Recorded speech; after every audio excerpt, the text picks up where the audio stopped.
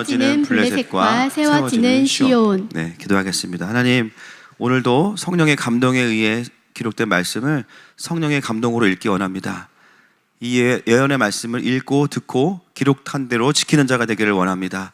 하나님, 마지막 때에 축복을 누리게 하시고 그 돌파와 하나님의 역사하심을 보는 부흥의 삶으로 기름 부어 주시옵소서. 예수님의 이름으로 기도합니다. 아멘. 오늘은 27번째 강해고요. 블레셋의 심판에 대한 말씀입니다. 이사야서는 우리가 이제 보고 있지만 이스라엘의 과거에 일어났던 그 역사적인 예언의 성취, 그리고 마지막 때에 완성되는 또 하나님 나라의 이야기이면서 마지막 때에 이 바벨론의 구조가 어떻게 무너지는지를 겹쳐서 예언을 하고 있는 구약의 계시록입니다. 그래서 우리가 이미 읽었지만 바벨론의 심판의 이야기 안에는 사단에 대한 심판이 같이 있어요. 그것처럼 이 모든 블레셋이나 아수르나 하나님 나라를 대적하는 나라들에 대한 심판의 메시지 안에는 마지막에 그 적그리스도의 멸망에 대한 이야기가 함께 포함되어 있습니다. 우리가 그런 관점으로 이사야서를 계속 이제 관통하면서 읽어가고 있습니다. 자, 28절부터 한 절씩 읽으면서 좀 확인해 보겠습니다. 28절 시작. 아하스 왕이 죽던 해에 이 경고가 임하니라. 네, 이 경고는 블레셋의 멸망이죠. 아하스 왕이 죽던 해라고 이제 명확하게 기록하는 걸로 봐서는 아하스 왕이 가지고 있었던 어떤 메시지와 의미가 있었던 겁니다. 그러면 이제 아하스 왕이 누구냐? 여러분, 우리가 놀랍게도 아하스 왕을 이미 공부했어요. 할렐루야. 예, 7장에서 다 했습니다. 근데 너무 감사해요. 또 이렇게 새롭게 들어주셔서 감사하고, 이래서 제가 설교를 계속할 수 있어요. 이미 7장에서 우리가 아하스 왕을 깊이 있게 다뤘는데 다시 한번 이 아하스 왕이 어떤 왕이었는지를 좀 정리해 보겠습니다.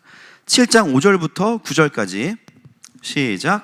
아람과 에브라임과 리말리아의 아들이 악한께로 너를 대적하여 이르기를 우리가 올라가 유다를 쳐서 그것을 쓰러뜨리고 우리를 위하여 그것을 무너뜨리고 다브엘의 아들을 그 중에 세워 왕으로 삼자 하였으나 주 여호와의 말씀이 그 일은 서지 못하며 이루어지지 못하리라. 대저 아람의 머리는 다메섹이요 다메섹의 머리는 르신이며 65년 내에 에브라임이 패망하여 다시는 나라를 이루지 못할 것이며 에브라임의 머리는 사마리아요 사마리아의 머리는 르말리아의 아들이니라.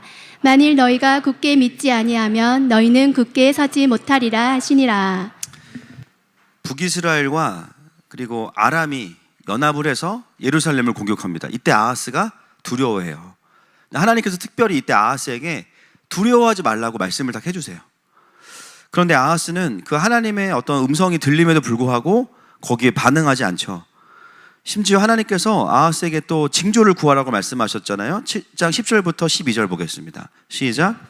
여호와께서 또 아하스에게 말씀하여 이르시되 너는 내 하나님 여호와께 한 징조를 구하되 깊은 데에서든지 높은 데에서든지 구하라 하시니 아하스가 이르되 나는 구하지 아니하겠나이다. 나는 여호와를 시험하지 아니하겠나이다 한지라. 하나님께서 징조를 구하면 말씀하시겠다고 했는데 아하스가 어떻게 해요? 나는 여호와를 시험하지 않겠습니다. 예, 나이스한 거절이에요. 나이스한 거절. 기억나시죠? 그래서 누가 우리에게 뭘 물어보면 제안하면 기도해 보겠습니다. 그거랑 똑같은 거예요.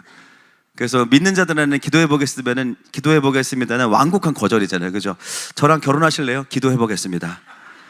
저랑 결혼하실래? 떠나갈지어다. 이거는 이제 직접적인 거절이고 완곡한 거절. 기도해 보겠습니다. 똑같아요. 하나님께서 네가 기도하면 응답할게 말씀하셨는데 어떻게 해요? 여호와를 시험하지 않겠습니다. 아유, 주님 바쁘신데 뭐 제가 굳이 저까지 신경 쓰십니까? 저는 제가 알아서 하겠습니다. 그 말은 하나님이 필요 없다는 말이에요. 그리고 실제로 이 아하스의 마음은 어디에 있었냐? 열왕기하 16장 7절에 보시겠습니다. 시작. 아하스가 아수르 왕 디글라 빌레셀에게 사자를 보내 이르되 나는 왕의 신복이요 왕의 아들이라. 이제 아람 왕과 이스라엘 왕이 나를 치니 청하건대 올라와 그 손에서 나를 구원하소서 하고. 왜 아하스가 하나님의 음성에 반응하지 못했냐면 그의 마음에 아수르를 의지하는 마음이 가득했어요. 지금 이 엄청난 대군으로부터 우리 이 남유다를 보호해 줄 수 있는 존재는 하나님이 아니고 아수르라는 것이죠. 그러면서 아하스 왕이 아수르에게 뭐라고 이야기하냐면 나는 당신의 종이고 당신의 아들입니다 이렇게 이야기해요. 지금 하나님이 세우신 이스라엘의 왕이 아수르를 향해서 나는 당신의 아들입니다라고 이야기해요. 이것은 직접적으로 하나님의 통치를 거절하고 세상 제국의 통치를 받겠다고 하는 영적인 선언입니다. 여러분, 우리가 우리의 신앙의 중심이 어디에 있는지 알려면 어떤 말을 하는지보다요, 어떤 선택을 하는지를 보면 알 수 있어요. 그 사람이 수련회 갑시다. 가면 너무 좋겠네요. 결국 자기 여행 가. 그죠? 이거 하면 좋겠네요. 결국 자기 하고 싶은 대로 해. 말은 뭔가 하나님에 대한 이야기를 하고 뭔가 하나님 나라와 함께 갈 것처럼 말하지만 정작 선택을 해야 되는 그 순간에는 하나님을 선택하거나 하나님을 신뢰하는 선택을 하지 않는다는 것. 그러면 그 사람의 중심은 어디에 있습니까? 하나님과 하나님 나라에 있는 것이 아니라 그가 선택하는 것에 그의 마음이 있는 것이죠. 여러분, 그리스도인은 겸손한 말을 하는 사람, 겸손한 말만이 아니라 하나님을 선택하는 사람들입니다. 여러분, 우리의 삶에서도요, 우리가 신앙적인 말을 하는 것, 교회를 다니면 다닐수록 그런 스킬은 엄청 늘어요, 사실. 기도해 보겠습니다. 얼마나 완곡한 거절이에요, 그죠?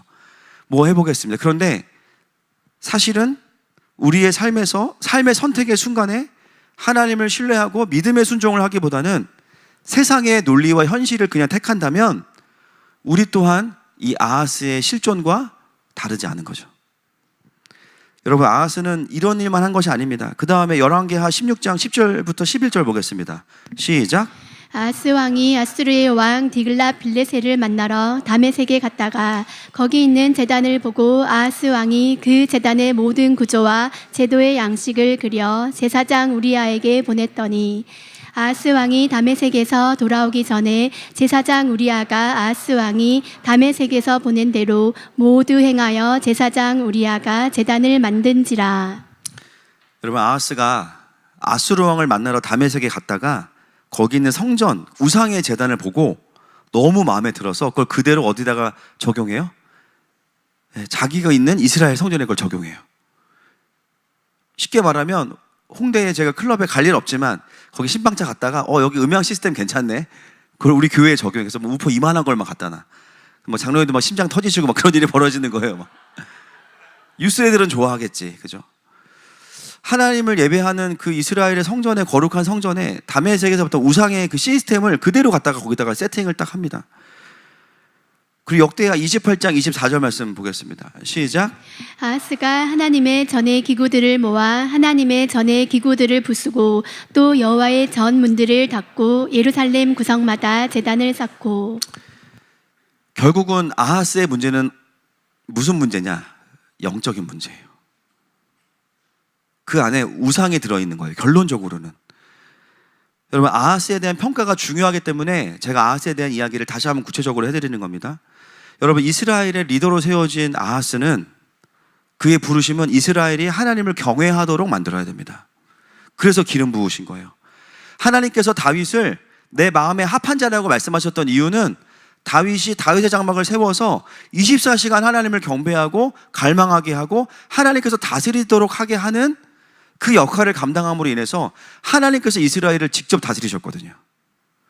여러분, 크리스찬 리더십의 부르심은 내가 탁월해지는 것이 아닙니다. 주님이 오시게 만드는 사람이어야 됩니다.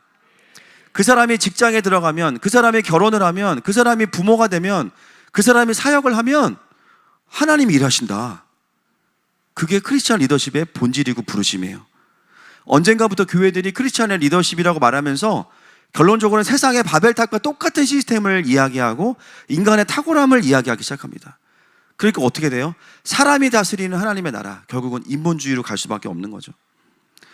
여러분, 이 아하스 왕은 이미 그 마음 안에 아수르를 받아들였고, 그리고 그 우상의 제단을 받아들였기 때문에 아하스의 문제는 뭐냐면 영적인 문제라는 거예요. 그의 마음속에 있던 메시지가 뭡니까? 하나님보다는 아수르를 선택하는 것이 이스라엘의 사는 길이야. 이 거짓 메시지가 있었는데, 여러분, 영분별은 뭘로 하냐면 뭐 표정 이런 것도 있지만 영분별은 메시지로 하는 거죠. 그 사람이 하는 워딩을 들어보면 그 사람을 움직이는 영이 뭔지 알 수 있어요. 여러분, 우리가 보면 그런 얘기해요. 영이 다르다고, 그죠? 근데 여러분, 영이 다르다고 말이 조금은 더 정확하게 할 필요가 있어요. 예배 같이 했는데 여긴 좀 영이 다르네. 그러면은 영이 다 달라. 그 영이 다르다는 말에 뭐가 들었냐면 성령 하나님의 역사도 있지만 뭐가 있어요? 다른 영들이 같이 껴 있어요. 그래서 다르다고 느끼는 겁니다.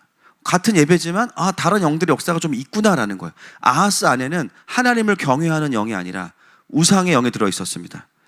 그 우상의 영의 실체가 뭔지를 같이 좀 이따가 나눌 텐데요.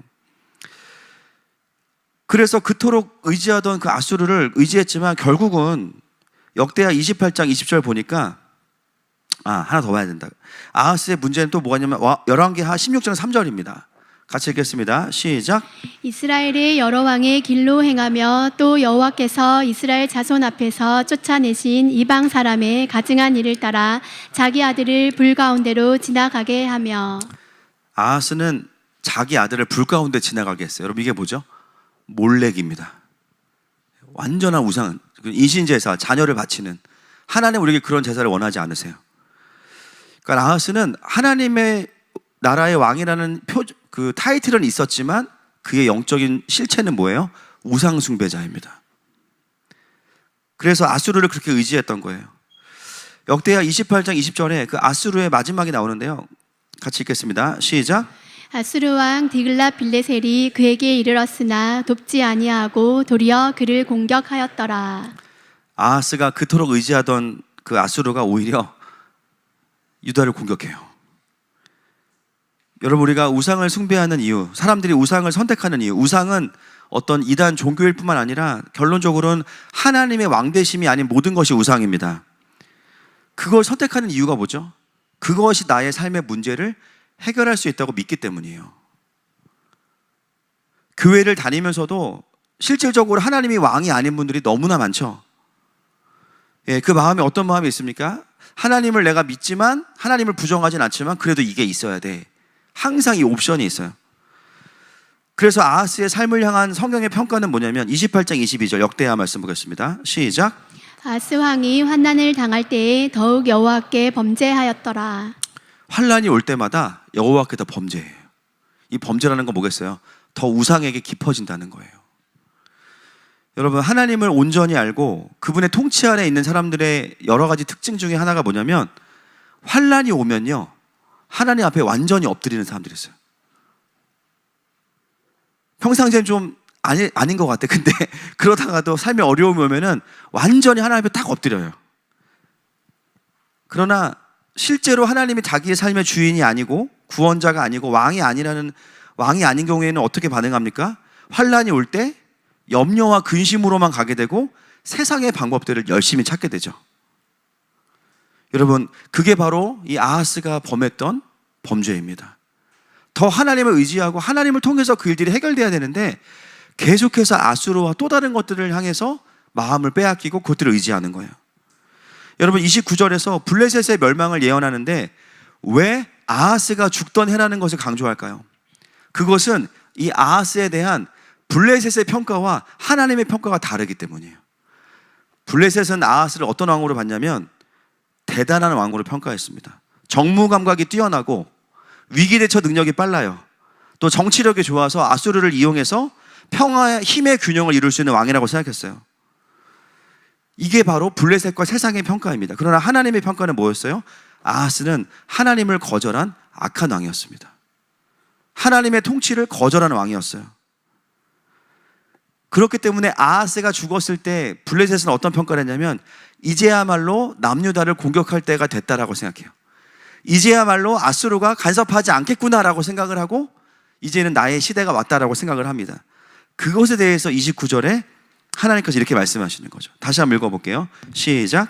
블레셋 온 땅이여 너를 치던 막대기가 부러졌다고 기뻐하지 말라. 뱀의 뿌리에서는 독사가 나겠고 그 열매는 날아다니는 불뱀이 되리라. 막대기가 부러졌다고 기뻐하지 말아라. 이 막대기는 아하스를 말하는 것이 아니라 아하스가 의지했던 아수르를 말하는 것입니다. 실제로 아하스 왕은 블레셋과도 화친을 하는 정책을 폈기 때문에 힘의 균형을 이루는 정치 외교를 했었어요. 그래서 이 아하스의 죽음을 블레셋은 기회라고 생각을 했고 있었는데 하나님은 그것을 기뻐하지 말라고 말씀하세요. 여러분 실제로 보면 블레셋은 이제 남유다를 이길 수 있다고 생각했는데 실제는 어떻게 됐냐? 열왕기하 18장 5절부터 8절입니다. 실제는 아하스를 이어서 왕이 된 히스기야의 이야기인데요. 같이 읽겠습니다. 시작. 히스기야가 이스라엘 하나님 여호와를 의지하였는데 그의 전후 유다 여러 왕 중에 그러한 자가 없었으니 곧 그가 여호와께 연합하여 그에게서 떠나지 아니하고 여호와께서 모세에게 명령하신 계명을 지켰더라. 여호와께서 그와 함께 하심에 그가 어디로 가든지 형통하였더라. 저가 아수르 왕을 배반하고 섬기지 아니하였고 그가 블레셋 사람들을 쳐서 가사와 그 사방에 이르고 망대에서부터 견고한 성까지 이르렀더라. 오히려 만만하게 생각했던 히스기야가 블레셋을 공격해요. 블레셋이 생각했던 자기들의 데이터와 예측이 하나도 맞지 않은 거죠. 실제로 블레셋은 히스기야한테도 당하고 나서 아수르에 의해서 패망하게 됩니다. 그게 진짜 현실이었어요. 여러분, 이 세상을 살아가면서 이 세상을 다스리시는 하나님의 계획과 그 경영을 알지 못하면 아무리 많은 뉴스를 보고 아무리 많은 데이터를 분석해도요, 실제로는 틀린 판단을 하기가 굉장히 쉽다라는 거예요.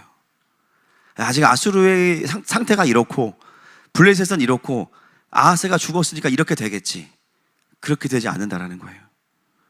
결국 이 세상은 어떻게 됩니까? 하나님의 뜻대로 됩니다. 여러분의 인생은 어떻게 돼요? 하나님의 뜻대로 돼요. 바벨론이 아무리 위대해 보였어도 그렇기 때문에 그 바벨론을 움직였던 사람은 누구냐? 느부갓네살이나 이런 왕들이 아니라 다니엘 한 사람이었습니다. 인간의 역사를 보면 바벨로니아는 엄청난 위대한 나라인데 그 나라를 움직였던 사람 누구예요? 다니엘인데 그 다니엘 안에 계신 하나님의 통치가 바벨론을 이끌어갔던 거예요.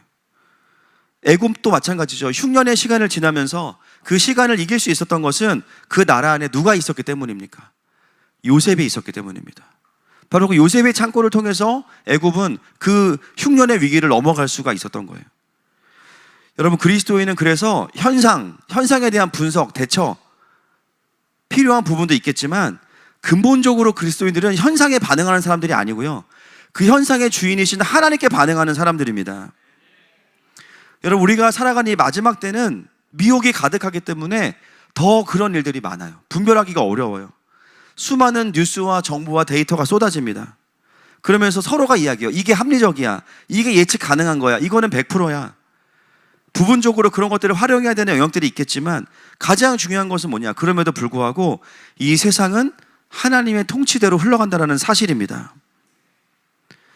여러분이 명확한 진리를 안다면 내 인생에 어떤 삶의 환난과 위기가 올 때 우리는 아수르에게 도움을 요청하지 않을 거예요. 누구에게 나가겠습니까? 하나님 앞에 나아가게 됩니다. 그리고 주님이 뭐라고 말씀하시는지를 듣기 시작할 거예요. 그것이 바로 주님만이 왕이십니다라는 고백의 현실의 모습인 것이죠. 여러분, 우리의 삶에 어떤 어려움과 곤란함이 올지라도 우리가 의지할 분은 하나님밖에 없습니다. 그런 의미에서 내가 의지하는 막대기는 자주 부러져야 되는 거예요. 결혼하면 모든 게 행복할 줄 알았어. 대답해 보세요. 그냥 웃지요, 그렇죠? 내가 진급하면 모든 게 행복할 줄 알았어. 저는 성교가 이렇게 열리면 행복할 줄 알았어요. 오늘 하나님은 이 블레셋이 예측하고 있는 그 모든 것들이 아니다라고 말씀하시면서 아하스에 대한 이야기와 그 막대기가 부러졌다고 말씀하시는 거예요. 자, 29절 다시 한번 띄워주시면 그 뒤에 부분 보겠습니다. 뱀의 뿌리에서는 뭐가 나죠? 독사. 그의 열매는, 여러분 이게 무슨 말입니까? 뱀도 무서운데 뱀의 뿌리에서 독사가 날 거래요. 그리고 독사로 끝나는 게 아니고 뭐가 생긴대요? 날아다니는 불뱀이. 생각만 해도 진짜 무섭지 않습니까? 여러분, 이게 무슨 의미예요? 뱀인데 뱀이 점점 세죠. 여러분, 고추장이 열받으면 뭘로 변신합니까?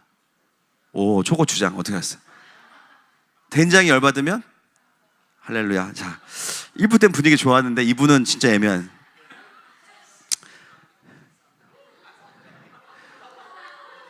아, 뒤늦게 터지신 거예요, 지금? 자, 이게 바로 이제 점강법이에요, 점강법. 성경에서는 점점 강한 메시지. 뱀에서 독사에서 불뱀. 그죠?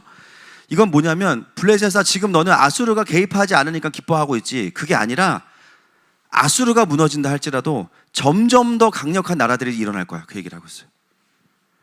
세상의 바벨론과 아수르는 점점 더 강력한 바벨론으로 만들어질 거야.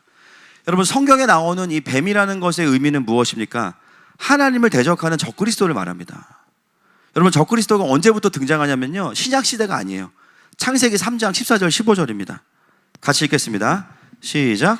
여호와 하나님이 뱀에게 이르시되 내가 이렇게 하였으니 내가 모든 가축과 들의 모든 짐승보다 더욱 저주를 받아 배로 다니고 살아있는 동안 흙을 먹을지니라.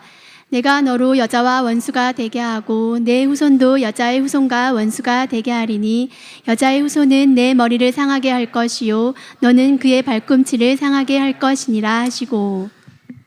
여러분 적그리스도가 언제 나오냐 여기서 나와요. 15절에 보니까 여자의 후손이 예수 그리스도죠. 근데 뱀은 원수가 된다 그랬으니까는 그리스도를 대적하는 적그리스도는 벌써 3장에서부터 나옵니다. 창세기에서. 그래서 이 뱀은 당연히 사단이고 그리스도를 대적하는 안티킹덤 또는 예수님을 대적하는 적그리스도가 되는 것이죠. 여러분 역사 속에서 일어나는 많은 나라들은요 각자의 부르심이 있어요. 근데 대부분의 나라들은 뭐예요? 인간의 나라들이에요. 그냥 우리가 모여서 우리를 지키고 더 위대해져 보자. 애굽도 그랬고 아수르도 그랬고 바벨론도 그랬고 페르시아도 그랬고 헬라, 로마, 열방에 일어나는 대부분의 나라들이 다 뭡니까? 인간의 위대함입니다. 물론 몇몇 나라들은 또 다른 DNA로 만들어진 뭐 이스라엘, 미국, 한국 이런 나라들은 어때요? 킹덤을 향해서 만들어진 나라들이죠. 할렐루야. 그러나 대부분의 나라들은 뭡니까? 그냥 기본적으로 적그리스도 마인드, 하나님을 대적하는 마인드로 세워졌어요. 마지막 때를 향한 이 말씀을 보면 그냥 세워진 나라들이 아니라 점점 더 이 나라들이 세워지면서 강력한 적그리스도의 나라들이 등장할 것이라는 예언이 이사야서에 벌써 나와 있는 겁니다. 여러분 이때가 2700년 전이에요. 지금 2700년 전에 블레셋의 멸망을 예언하는 그 예언 안에 뭐가 들었냐면 앞으로 일어나게 될 수많은 바벨론의 나라들이 있는데 똑같은 나라가 세워지는 게 아니라 점점 더 강력한 하나님을 대적하는 나라들이 세워질 거야. 그 이야기를 하고 있습니다. 여러분 이 진리를 우리가 명확히 안다면 지금 이 세상에 일어나는 변화와 대한민국에 일어나는 변화를 이해하지 않을 수가 없어요. 이제는 여러분 지금 세상에 돌아가는 판세를 보십시오. 그냥 뱀이 아니에요. 지금 제가 봤을 때는 아직 날아다니는 뱀은 아직 지금 뛰어다니는 뱀 정도는 되죠. 뛰어다니는 불뱀 정도는 돼요. 지금 시간이 지나면 더 많은 기술의 발전과 앞으로 5년 안에 일어날 변화가 이제 엄청난데 아마 그것이 이제 날아다니는 불뱀의 이제 마지막적인 어떤 바벨론의 완성이 되겠죠. 여러분 우리가 지금 기도하고 있고 올림픽 공원에서 예배하는 그 이유가 뭡니까? 단순히 선거 문제 싸우는 것만이 아니죠. 여러분 부정선거를 누가 일으켰어요? 선관위예요? 그들이 무슨 힘이 있다고? 시키는 대로 할 뿐이지. 그들은 중국과 국내에 있는 친중 카르텔이잖아요. 그들이 왜 했습니까? 그 일을 왜 이런 일을 합니까? 아직 7월 7일이 아니라 괜찮아요. 그들이 원하는 게 뭐예요? 시진핑 안에 뭐가 있어요? 마오이즘과 중화사상과 뉴마크시즘이 있잖아요. 이 세상을 거대한 공산주의 유토피아로 만들고 싶은 그 야망이 있단 말이에요. 전 세계 150개 국가에 100개가 넘는 나라에 선거 이슈가 다 있고 거기에 쓰였던 기계가 자랑스럽게도 대한민국이 만든 기계 아닙니까? 그렇죠? 그리고 그 선거의 핵심 본부 A에 B 한국에 있잖아요. 여러분 이 부정선거는 중국과 그 사상에 동의하는 자들이 이념적인 이단이에요. 이게 그들이 만든 작품이잖아요.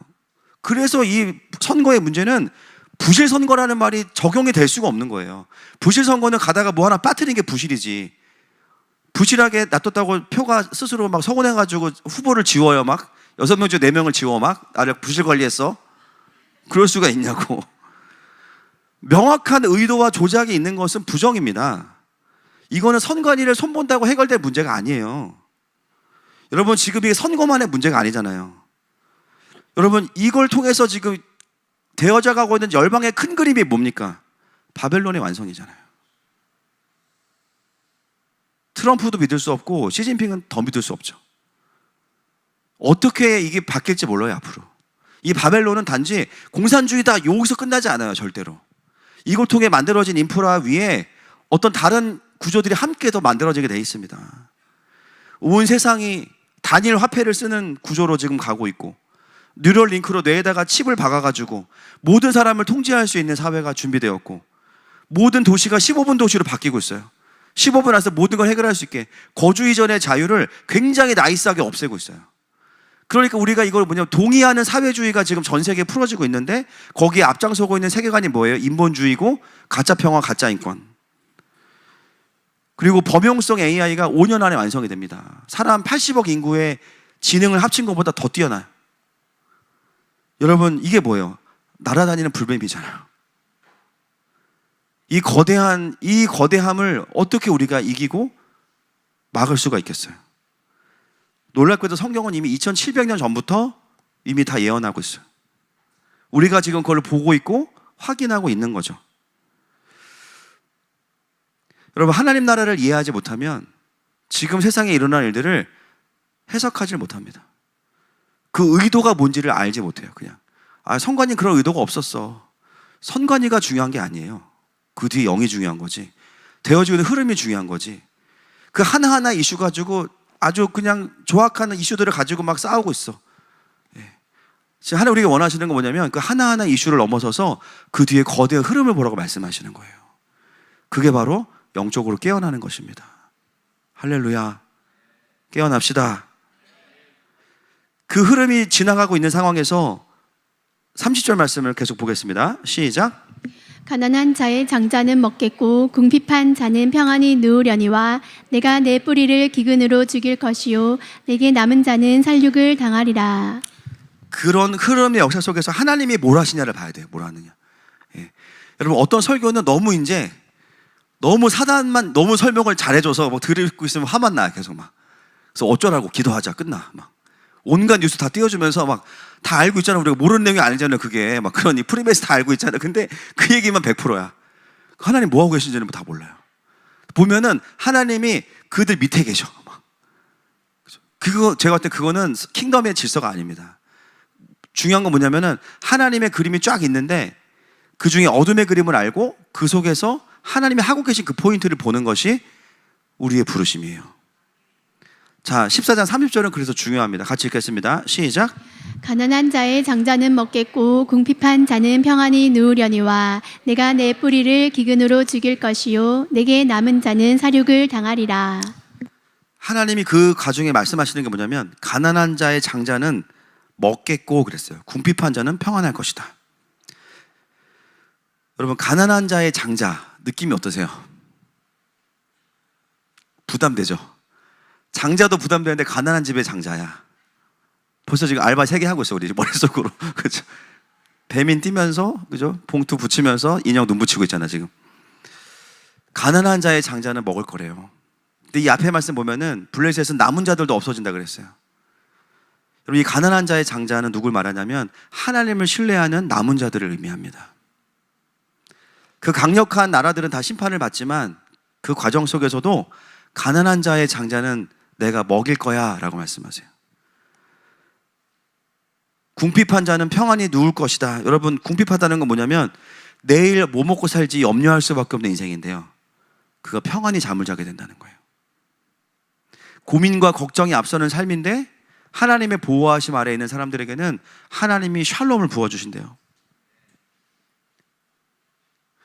여러분, 마지막 때가 되면 그 초대교회에 핍박이 있었을 때 네로 황제 시대에 지하교회가 있었던 것처럼 지금도 이제 그런 영적인 분위기가 만들어지고 있지만 믿는 자들이 이 경제활동에 참여할 수 없게 되잖아요. 표 받으실 분 손 들어보세요. 난 표 받겠다. 없어. 여기서 좀 여러분, 제가 늘 말씀드리지만 계시록 13장에 그 짐승에 매매하는 표 있잖아요. 그거를 받아서 지옥 가는 거 아니라고 말씀드렸어요. 그걸 받아서 지옥 가는 거면 행위 구원이니까 성경 전체의 구원의 맥락과 맞지 않아요. 그걸 받을 수밖에 없는 건 뭐냐? 플리복음이 없기 때문에 분별을 못해서 받는 거예요. 결국은 예수님 믿지 않아서 지옥 가는 거예요. 이해되시죠? 그래서 플리복음이 너무 중요하다는 거죠. 이미 내 안에 복음이 풀어져 있지 않으면 지금 세상에 대한 해석 자체가 안 될 겁니다. 이미 뭐예요? 미혹은 시작이 됐고 이미 이전부터 내가 진리 안에 거하고 있으면 비진리가 보일 수밖에 없거든요. 한 번도 이 진리의 전쟁에서 이겨본 적이 없으면 세상이 주는 프레임과 온갖 가스라이팅에 다 그냥 걸려서 그들이 원하는 대로 가는 거예요. 스타벅스 가지 말라 그러면 가지 않고 뭐 하지 말라 그러면 하지 않는 거야. 계속 그냥 그대로 끌려갈 수밖에 없어. 마지막 때가 되면 분별이 생기기 때문에 경제활동에 참여하지 않게 돼요. 그럼 어떻게 되냐면 자발적으로 가난과 궁핍함에 내가 처할 수밖에 없어요.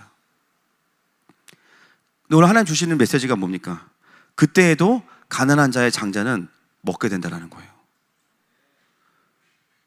궁핍하다는 거는 삶이 막 비루하다 그게 아니라 내일 어떻게 될지 모르지만 하나님을 믿기 때문에 평안하다는 거예요. 여러분, 이스라엘이 광야에서 식물 하나 재배할 수 없는 그 광야에서요 평안하게 잠을 잘 수 있었던 이유가 무엇 때문입니까? 내일 반드시 만나가 내려오니까. 내 계획이 있어서가 아니고 내 가능성이 있어서가 아니고 저축해둔 게 있어서가 아니고 하나님이 채워줄 것을 믿기 때문에 평안할 수가 있었던 겁니다. 여러분, 이 세상은 계속 우리에게 요구해요. 표를 받아야 살 수 있대. 표를 받아야. 하나님은 표를 거부해야 진짜 살 수 있다. 믿음을 받아야 살 수 있다고 말씀하세요. 여러분, 마지막 때가 가까워질수록 신앙 때문에 손해를 보는 일들이 늘어날 겁니다. 우리가 정상적인 말씀대로 신앙생활을 한다고 가정하면, 왜냐하면 스스로 포기하게 되니까 어떤 것들을 정직하게 사업을 하다가 계약을 놓칠 수도 있고요, 믿음을 지키다가 승진의 기회를 놓칠 수도 있고요, 내가 지켜야 되는 그 진리를 이야기하다가 왕따를 당할 수도 있어요. 왜냐하면 우리가 말하는 진리가 이제는 보편적이라는 말이 옛날의 보편적이라는 말과는 달라요. 옛날의 보편적은 비교적 성경에 가까운 가치가 보편화된 사회였지만 지금은 뭡니까? 다른 가치관들이 풀어져 있기 때문에 지금의 보편성 안에는 성경과 충돌되는 게 대부분입니다. 근데 이 시대에도 나는 보편적인 그리스도인이 될 거야 라고 말하는 것 자체가 뭐냐면 시대를 분별하지 못하는 거예요. 지금 어떤 일이 이 세상에 풀어지고 있는지를 분별하지 못하기 때문에 그 부분에 분별이 없는 거죠. 사실 지금 진리 안에 서 있는 사람들의 특징은 뭐냐면 세상과 충돌합니다. 내 성향이 뭐 충돌을 하기 싫어하고 이게 아니라 내 안에 진리가 있으면 충돌이 일어날 수밖에 없어요. 불편할 수밖에 없어요. 그런 것들을 우리가 표현했을 때 어떻게 되냐면 우리는 고립돼요. 당연히 가난과 궁핍이 오겠죠.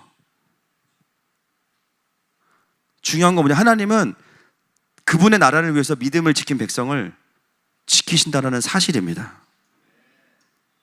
광야에서 만나를 내리셨던 하나님, 엘리야에게 까마귀를 보내셨던 하나님, 또 사르밧 과부에게 기름과 밀가루를 떨어뜨리지 않으신 하나님.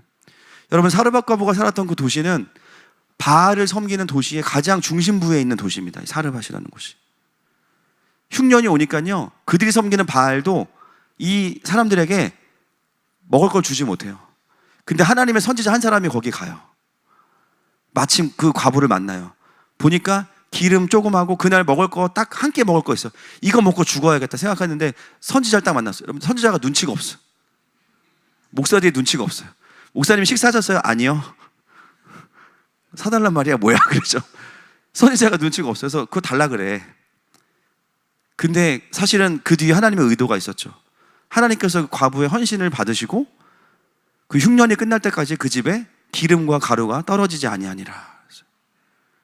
그 사건은 한 가정을 향한 하나님의 긍휼함도 있지만 더 큰 차원에서 보면은 바알이 우상이라는 것을 하나님이 드러내신 겁니다. 너희들의 참신이 누구냐? 이 흉년 가운데서 너희들에게 공급하는 주체가 누구냐? 만군의 여호와 하나님이시다. 초대교회가 그 어려운 중에도 서로 나누면서 함께 그 시간을 지나왔던 그 시간. 이번에 튀르키예 팀이 아마 가면 이제 갑바도기아 지하교회를 한번 갈 것 같아요. 초대교회의 기름을 받아오겠습니다. 그 핍박 속에서 매매에 참여할 수 없고 상인 길드에도 참여할 수 없는 모든 권한이 박탈된 그 상황에서도 초대교회가 버텼어요.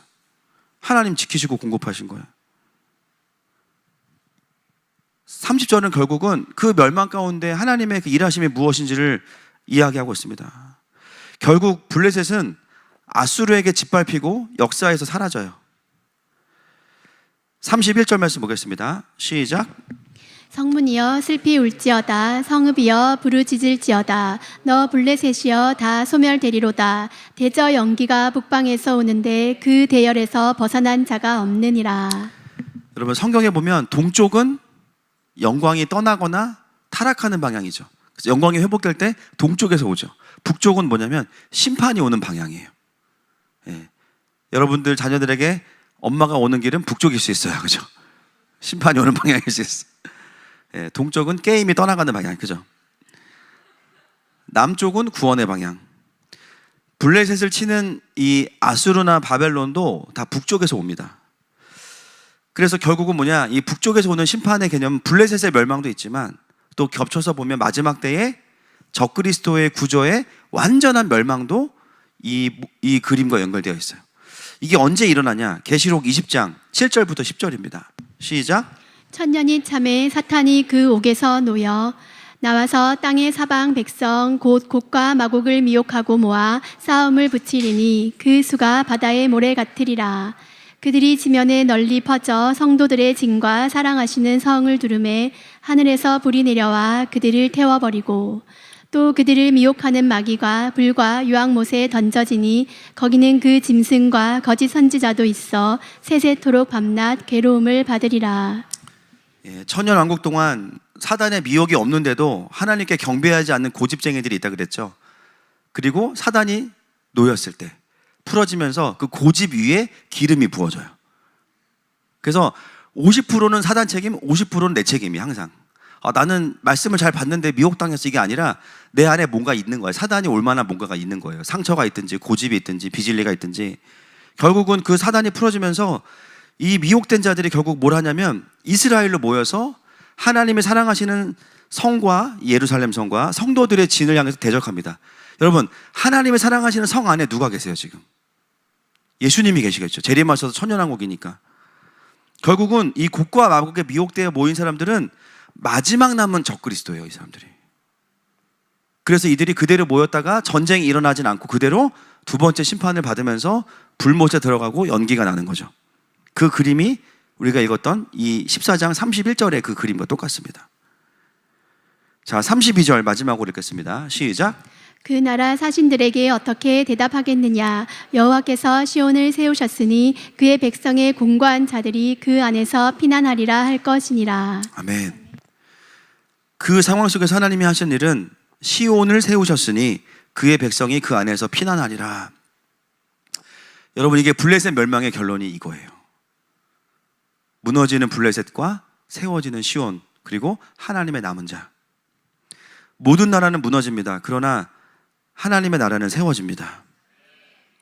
시온은 단순한 예루살렘이 아니라 하나님의 왕국이고 하나님의 통치를 받는 남은 자들의 공동체입니다. 그분께 피하는 모든 자는 삽니다.